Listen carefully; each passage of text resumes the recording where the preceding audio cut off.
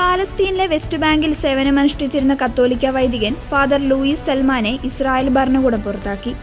Visa പുതുക്കി നൽകാൻ Israel വിസമ്മതിച്ചതിനെ തുടർന്ന് അദ്ദേഹം കഴിഞ്ഞ തിങ്കളാഴ്ച പാലസ്തീൻ വിട്ട് തന്റെ ജന്മനാടായ ജോർദാനിലേക്ക് മടങ്ങി. ബെത്ലഹേമിന് സമീപമുള്ള ബെയ്റ്റ് സഹ്റൂവിലെ ഷെപ്പേർഡ് ഫീൽഡിൽ ശുശ്രൂഷ ചെയ്തിരുന്ന ഫാദർ സൽമാൻ ക്രിസ്തീയ സമൂഹത്തിന് ഏറെ പ്രിയപ്പെട്ടതായിരുന്നു.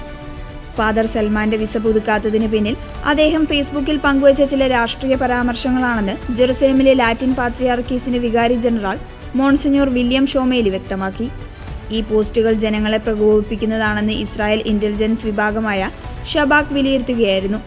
വൈദികനെ സംരക്ഷിക്കാൻ സഭ പരമാവധി ശ്രമിച്ചുവെങ്കിലും ഇസ്രായേൽ അധികൃതർ വഴങ്ങിയില്ല എന്ന് സഭാ നേതൃത്വം പറഞ്ഞു. തന്റെ ഇടവക അംഗങ്ങളോടും യുവാക്കളോടും യാത്ര പറയുമ്പോൾ ഫാദർ സൽമാൻ വികാരാധീനനായി.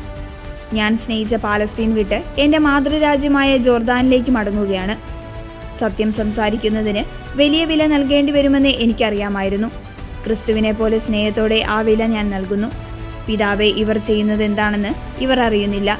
ഇവരോട് ക്ഷമിക്കണമേ എന്ന് പ്രാർത്ഥനയോടെ ഞാൻ മടങ്ങുന്നുവെന്ന് ഫാദർ ലൂയിസ് സൽമാൻ പറഞ്ഞു.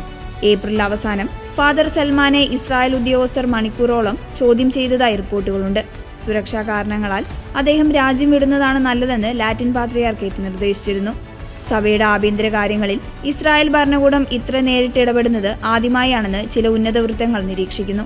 ഈ വിഷയത്തിൽ ശക്തമായ നിയമ പോരാട്ടത്തിന് സഭ ഒരുങ്ങുന്നതായാണ് വിവരം.